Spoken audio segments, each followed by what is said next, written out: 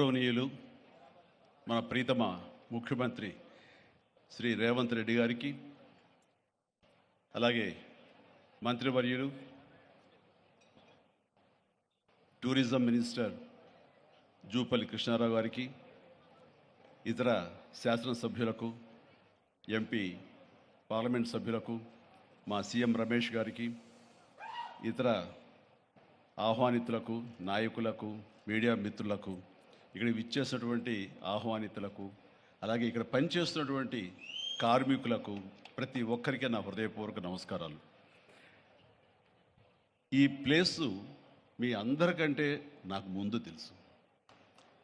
2000 సంవత్సరంలో రామ్దేవ్ ఇది ప్రారంభించినప్పుడు ఇక్కడ కొన్ని మొక్కలు పాంప్లెట్ వేసి మా ఇంటికి తీసుకొచ్చి, మీరు ఇల్లు కడుతున్నారు, ఏదైనా ఉపయోగపడుతుందో చూడండి అంటే వెంటనే ఎంత ముచ్చటేసిందంటే, ఎప్పుడో విదేశాలకు వెళ్ళినప్పుడు ఇలాంటి మొక్కలు, ఇలాంటి కళాకృతులు, ఇలాంటి అద్భుతమైనటువంటి సజీవ శిల్పాలు, జీవం ఉన్నటువంటి ఇలాంటివి చూస్తుంటే ఇలాంటివి మనం తీసుకెళ్ళిపోతే బాగున్నాయి, వాడ షిప్లో తీసుకెళ్తే బాగుండే అని అంత టెంప్ట్ అయ్యేవాడిని. అలాంటిది ఇక్కడ హైదరాబాదులో ఈ శివారుల్లో ఒకటి లభిస్తుందంటే కనుక చాలా ఆనందంగా ఉంటుంది. రామ్దేవ్ ఫస్ట్ ఆఫ్ ఆల్ నేను కూర్చున్న చోట బయట కనపడకుండా నాకు ఏదైనా ఫెన్సింగ్ లాగా ఉండాలి, అలాంటి గుబురుగా ఉండకూడదు అంటే అక్కడ చక్కగా కొమ్మల్ని ఒక ఫెన్సింగ్ లాగా అల్లి పైన మాత్రం గ్రీన్ ఉండేలాగా పెద్ద స్క్రీన్ చేశాడు. అది ఇప్పుడు చూస్తుంటే కనుక ఎంత బాగుంటుందంటే బయట నుంచి చూసేవాళ్ళకి నేను జైల్లో ఉన్నట్టు ఉంటుంది, అన్ని కటకటాల్లాగా ఉంటుంది. అది అద్భుతమైన కళాఖండంగా నేను ఫీల్ అవుతుంటాను. అట్లాగే చాలా అద్భుతమైన చెట్లు కొన్ని మా ఇంట్లోనే పెట్టుకున్నాను. ఇవి ఎప్పుడో 2002లో 2003లోనో మా ఇంట్లో పెట్టుకున్నాను. అప్పటి నుంచి నాకు అంత ప్యాషన్. ఆ తర్వాత ప్రతి క్షణం ఈయన ఎదుగుదలను చూస్తూ వచ్చాను.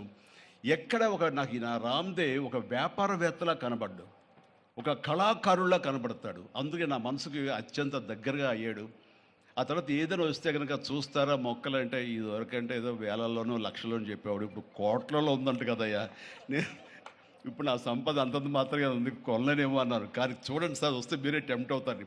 ఇప్పుడు గౌరవ ముఖ్యమంత్రి గారితో పాటు అన్నీ వీక్షిస్తుంటే ఎంత టెంప్టింగ్ ఉందంటే, ఇవన్నీ మన ఇంట్లో పెట్టేసుకుంటే ఎంత బాగుంటుంది అనిపిస్తుంది. అంత అందంగా. దీనికి కావాల్సిందండి వ్యాపార దృక్పథం కాదు, కళాకారుల హృదయం, కళా హృదయం ఉండాలి.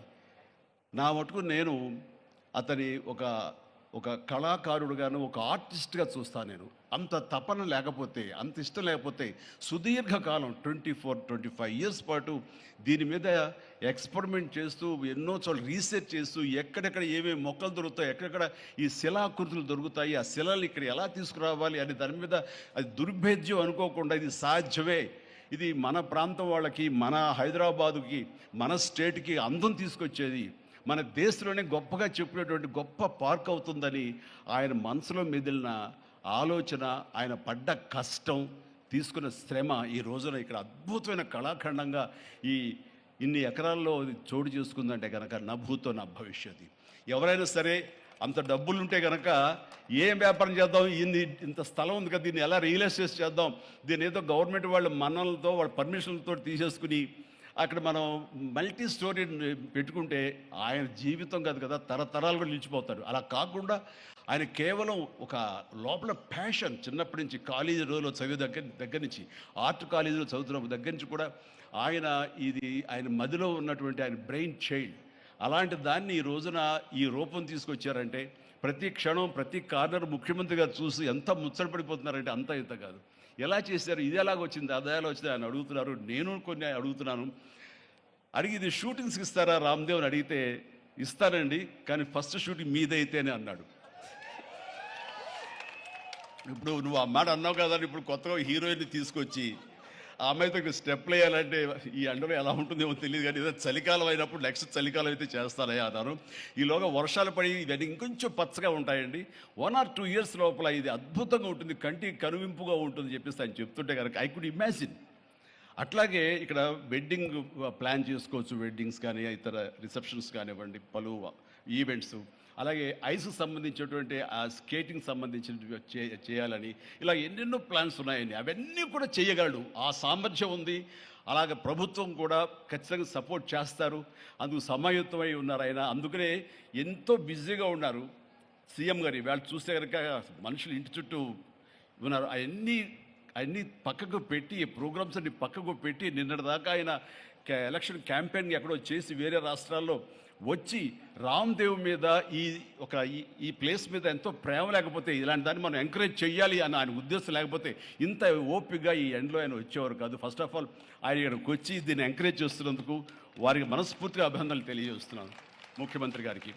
ఎందుకంటే అలాంటి వాళ్ళు అనుకుంటేనే, వాళ్ళ కళ్ళలో పడితేనే, వాళ్ళు ఇంప్రెస్ అయితేనే దీనివల్ల ఎంతోమందికి ఉపాధి కలుగుతుంది, ఇది ఎంతోమందికి కనువిందు కలుగుతుంది, మరి ఎంతోమంది ఈ ప్లేస్ని వాళ్ళ ఈవెంట్స్కి ఉపయోగించుకుంటారు, తద్వారా టూరిజం పెరుగుతున్న ఉద్దేశంతో కూడా మన జూపల్లి కృష్ణారావు గారు దీన్ని ఎంకరేజ్ చేయడం కోసం సమాయత్తమై ఉన్నారు.